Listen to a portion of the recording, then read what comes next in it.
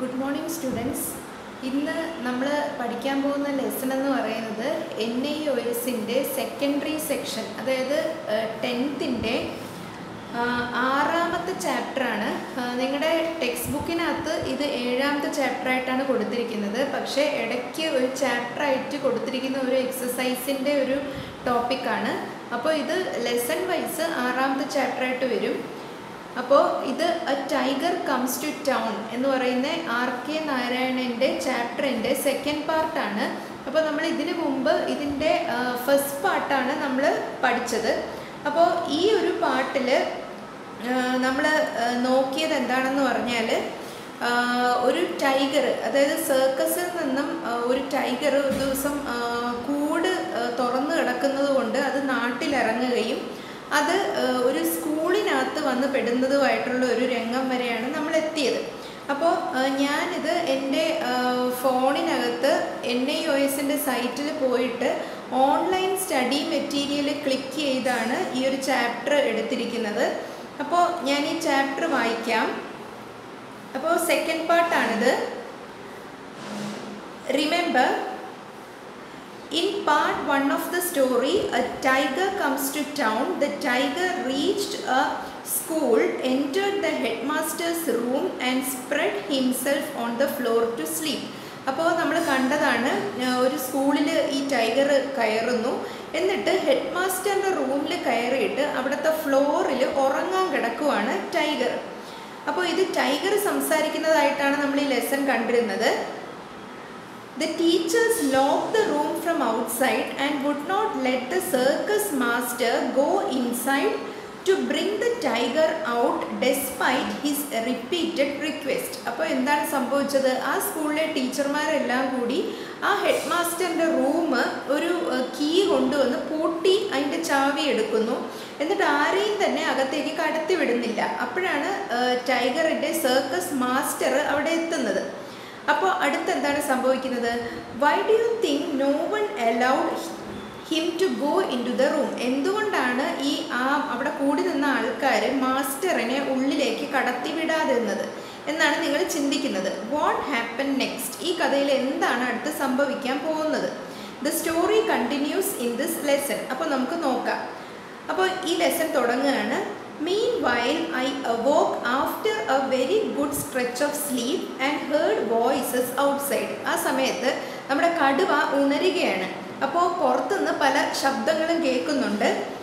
I looked up and saw the headmaster cowering in the attic. അപ്പോൾ കടുവ കണ്ണു തുറന്ന് നോക്കുമ്പോൾ കാണുന്നത് ഹെഡ് മാസ്റ്റർ ആ തട്ടിൻ്റെ മേളിലേക്ക് പേടിച്ച് വലിഞ്ഞു കയറുന്നതായിട്ടാണ് കാണുന്നത്.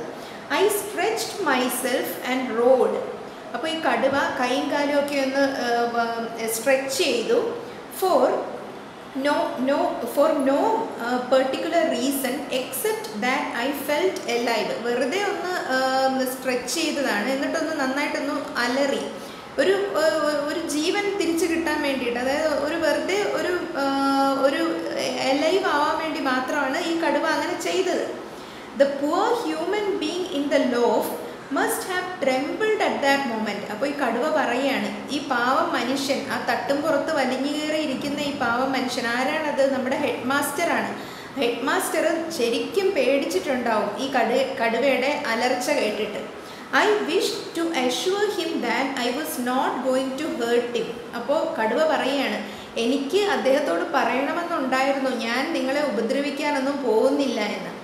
I raised myself, put up my forelegs on the wall, scratched it and growled softly, which made him more nervous. അപ്പോൾ കടുവ എന്ത് ചെയ്തു?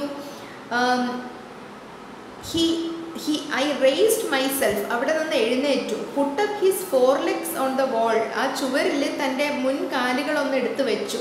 എന്നിട്ട് ആ ചുവരൊക്കെ ഒന്ന് മാന്തി, എന്നിട്ട് ഗ്രോൾ ചെയ്തു, ഒന്ന് മുരണ്ടു.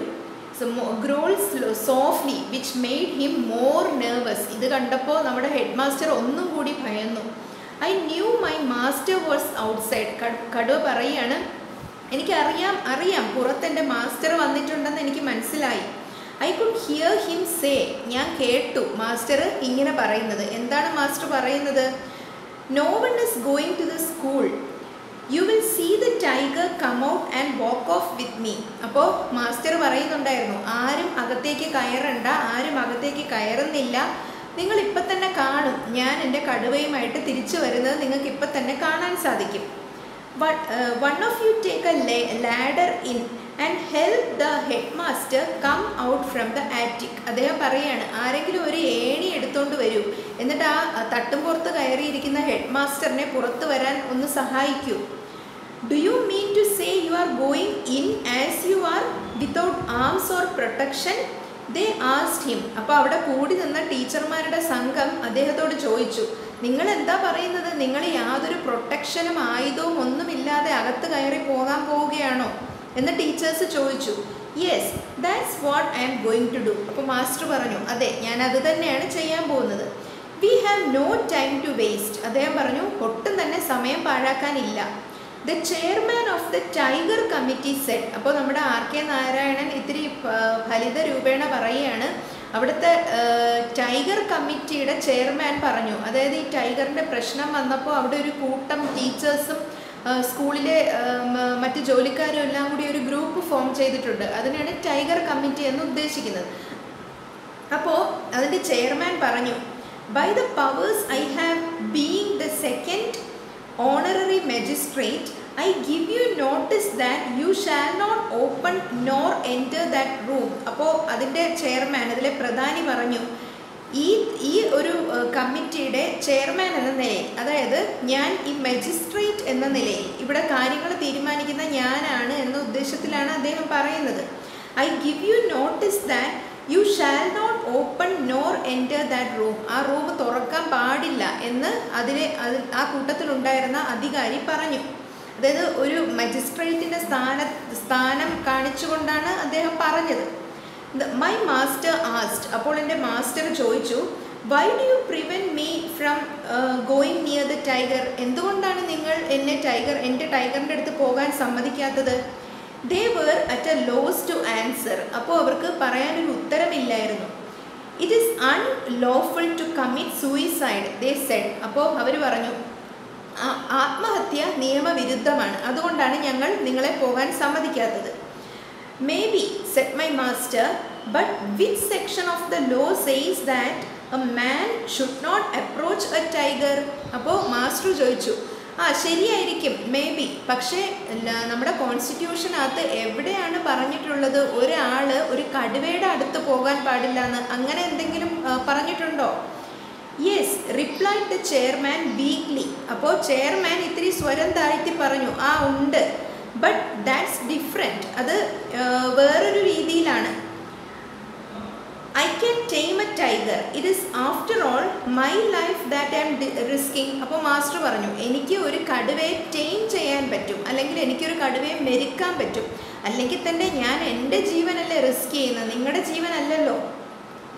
The chairman was visibly confused and bewildered. അപ്പോൾ ഈ ചെയർമാൻ ആകെ കൺഫ്യൂസ്ഡ് ആയി. bewildered എന്ന് പറഞ്ഞാലും കൺഫ്യൂസ് ആയി എന്ന് തന്നെയാണ് അർത്ഥം. In that case you will have to sign an affidavit absolving us from all responsibilities for your life or death. അപ്പോൾ അദ്ദേഹം പറഞ്ഞു, ആ ചെയർമാൻ പറഞ്ഞു, അങ്ങനെയാണെങ്കിൽ നിങ്ങളൊരു അഫിഡവിറ്റ് സൈൻ ചെയ്ത് തരണം. അഫിഡവിറ്റ് എന്ന് പറഞ്ഞാൽ ഒരു ലീഗൽ റിട്ടൺ ഡോക്യുമെൻറ്റിനെയാണ് അഫിഡവിറ്റ് എന്ന് പറയുന്നത്. എന്തായിരിക്കണം ആ അഫിഡവിറ്റിൽ ഉണ്ടാവേണ്ടത്? അബ്സോൾവിങ് യസ്, ഞങ്ങളെയൊക്കെ കുറ്റവിമുക്തരാക്കിക്കൊണ്ട്. എങ്ങനെ കുറ്റവിമുക്തരാക്കിക്കൊണ്ട്? Absolving us from all responsibilities of your life and death. അതായത് നിങ്ങൾക്ക് എന്ത് പറ്റിയാലും ഞങ്ങൾക്ക് യാതൊരു കുറ്റവുമില്ല എന്ന രീതിയിൽ ഒരു അഫിഡവിറ്റ് നിങ്ങൾ ഒപ്പിട്ട് തരണം. All right, give me a piece of paper and tell me what to write. അപ്പോൾ മാസ്റ്റർ പറഞ്ഞു, ശരി, ഒരു പേപ്പർ തരൂ, എന്താണ് ഞാൻ എഴുതേണ്ടതെന്ന് പറയൂ. The magistrate took out a sheet of paper from his briefcase and gave it to my master. അപ്പോൾ കടുവയാണ് ഇവിടെ പറഞ്ഞുകൊണ്ടിരിക്കുന്നത്. അപ്പോൾ ഈ ചെയർമാൻ തൻ്റെ ബ്രീഫ് കേസിൽ നിന്നൊരു പേപ്പർ എടുത്തിട്ട് മാസ്റ്ററിന് കൊടുത്തു. My master wrote the chairman's dictation. അപ്പോൾ ചെയർമാൻ എന്താണ് പറഞ്ഞത് അത് മാസ്റ്റർ എഴുതി.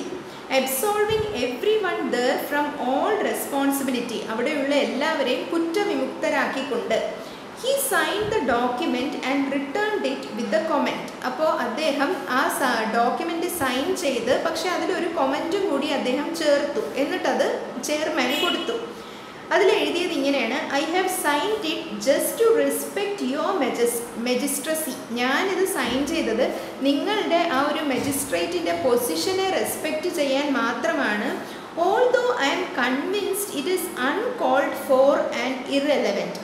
എനിക്ക് ഉറപ്പുണ്ട് ഇതൊന്നും ആവശ്യമുള്ള കാര്യമല്ല. അൺകോൾഡ് ഫോർ എന്ന് പറഞ്ഞാൽ ആവശ്യമില്ലാത്തതാണ്, ഇറെലവൻ്റ് ആണ്, അല്ലെങ്കിൽ ഉചിതമല്ലാത്തതാണ് എന്നെനിക്ക് ഉറപ്പുണ്ട്. എന്നാലും ഞാൻ സൈൻ ചെയ്ത് തരികയാണ് നിങ്ങളുടെ പൊസിഷനെ മാനിക്കാൻ വേണ്ടി മാത്രം.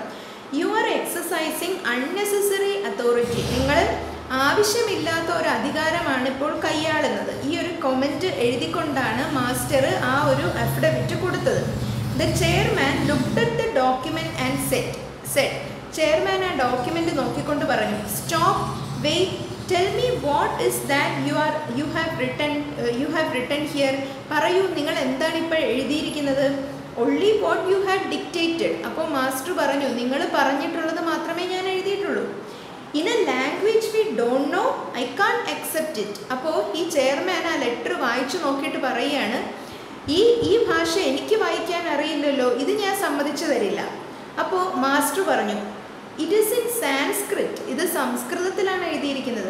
In which are scriptures R written. ഈ സംസ്കൃത ഭാഷ എന്ന് പറയുന്നത് നമ്മുടെ വിശുദ്ധ ഗ്രന്ഥങ്ങളൊക്കെ എഴുതിയിരിക്കുന്ന അതേ ഭാഷയാണ്. സ്ക്രിപ്ചർ എന്ന് പറഞ്ഞാൽ പുണ്യഗ്രന്ഥങ്ങൾ എന്നാണ് അർത്ഥം. The language of the gods. അദ്ദേഹം പറഞ്ഞു, ഇത് ദൈവങ്ങളുടെ ഭാഷയാണ്.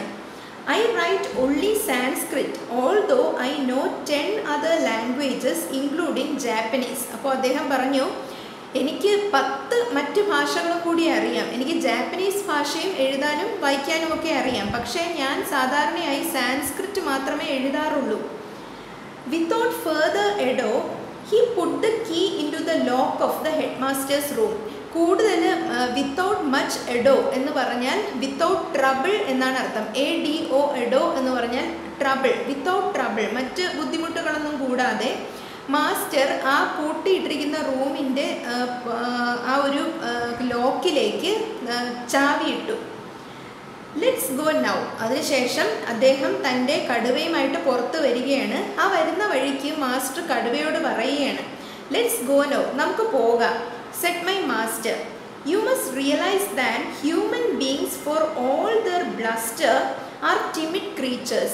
അപ്പോൾ മാസ്റ്റർ കടുവയോട് പറയുന്നു, നീ മനസ്സിലാക്കണം, ഹ്യൂമൻ ബീങ്സ് എന്ന് പറയുന്നത് വിത്ത് ഓൾ ദർ ബ്ലസ്റ്റർ. ബ്ലസ്റ്റർ എന്ന് പറഞ്ഞാൽ വീമ്പിളക്കുക, പൊങ്ങച്ചം പറയുക എന്നൊക്കെയാണ് അർത്ഥം.